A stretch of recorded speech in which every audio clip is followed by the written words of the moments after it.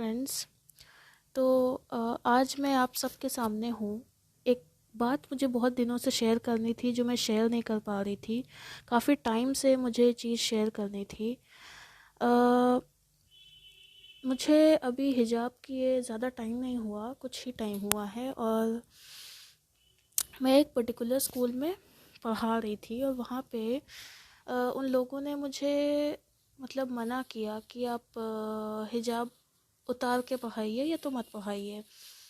मैंने काफ़ी टाइम तक कोशिश की, वहाँ की हेड से बात की उस स्कूल के, और उन्होंने बोला कि ठीक है, आप एक एप्लीकेशन लिख दीजिए जिस एप्लीकेशन में वो स्कूल थोड़ा था।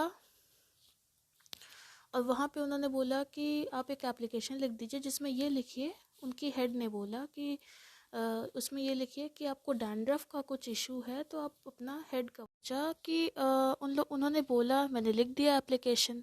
ये बात करीब फरवरी की है, आज है डेट 1 मई।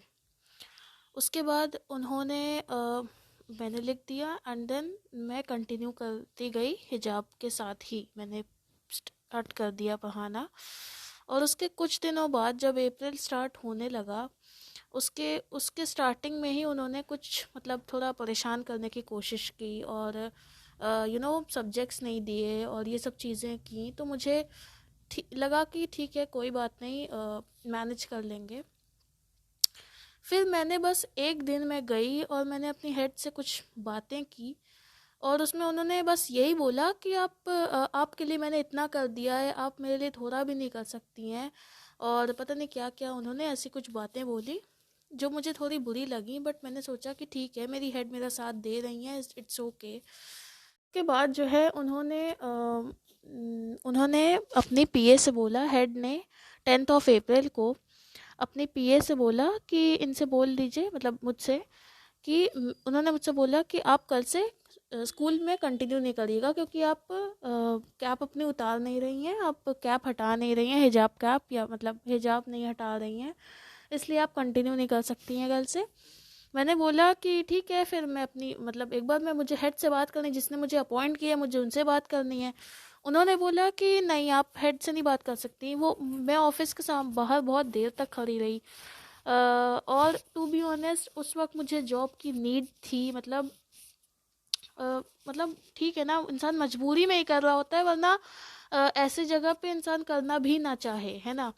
लेकिन ये सब मसले हुए और मैंने बस बहुत बुरा लगा उस दिन कि अचानक से उन्होंने ऐसे कैसे बोल दिया। बाद ही मैंने डिसाइड किया कि मतलब कुछ भी हो, मैं बिना हेड से बात किए नहीं जाऊंगी, क्योंकि उन्होंने मुझसे फरवरी में एप्लीकेशन लिखवाई थी।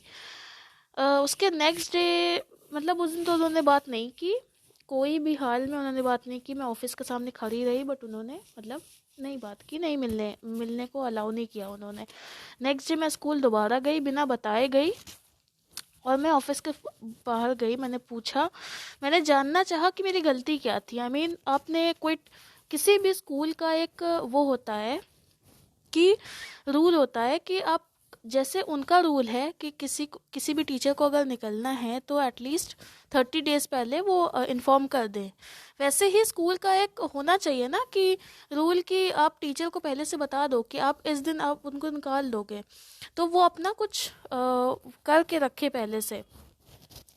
लेकिन कुछ भी प्लान नहीं था और अचानक से हो गया। बहुत मुश्किल से हेड ने मुझसे मिलना चाहा।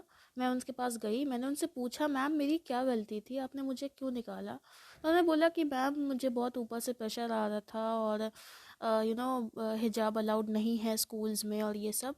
तो मैंने पूछा मैम से कि मैम फिर आपने एप्लीकेशन क्यों लिखवाई थी, ये सब चीज़ें पूछी। खैर मैं मैम को ब्लेम नहीं कर रही, मैं अपनी हेड को ब्लेम नहीं कर रही, पर एटलीस्ट किसी को भी इन्फॉर्म कर, मतलब निकालने से पहले आपको, जिस तरह से टीचर के लिए रूल है उसी तरह से हेड का भी कुछ रूल होना चाहिए ना, कि टीचर के लिए भी होना चाहिए कि एटलीस्ट उन्हें कुछ दिन पहले से ही, अगर मुझे 15 डेज पहले या कुछ काफ़ी टाइम पहले ही इन्फॉर्म कर देते तो मैं कहीं और अप्लाई कर देती और मुझे मिल जाती। पर जब आपको नीड हो और ऐसा कुछ हो जाए अचानक तो बहुत बुरा लगता है। बट ठीक है, कोई बात नहीं, मैंने अल्लाह के लिए किया था तो मुझे इतना बुरा भी नहीं लगा। मैंने कहा ठीक है, कोई दिक्कत नहीं है, यहाँ तक मेरा इतना ही लिखा। ये पूछा कि मैम आपको आपको अगर ये सब करना था तो आपने मुझे पहले इन्फॉर्म कर देना चाहिए था, जिससे कि मैं कहीं और भी अप्लाई कर देती। तो उन्होंने बोला कि नहीं मैम, न्यू सेशन स्टार्ट हुआ है अभी अभी, बस आप अप्लाई करिए, हो जाएगा, मैं भी आपके लिए बात करूँगी।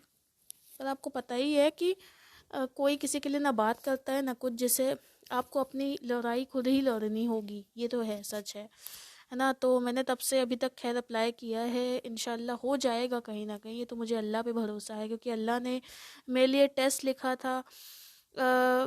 शायद इसीलिए कहा जाता है कि इस्लाम के रास्ते पे चलना इतना आसान नहीं है। आपकी ज़िंदगी में मुश्किलात आएंगी, परेशानी आएगी, लेकिन अल्लाह पर भरोसा रखना है। इंशाल्लाह सब अच्छा होगा, कभी ना कभी तो इंशाल्लाह ज़रूर अच्छा होगा। बस इसी के साथ मैं अपनी वीडियो एंड करती हूँ। इंशाल्लाह फिर मुलाकात होगी। अल्लाह हाफिज़।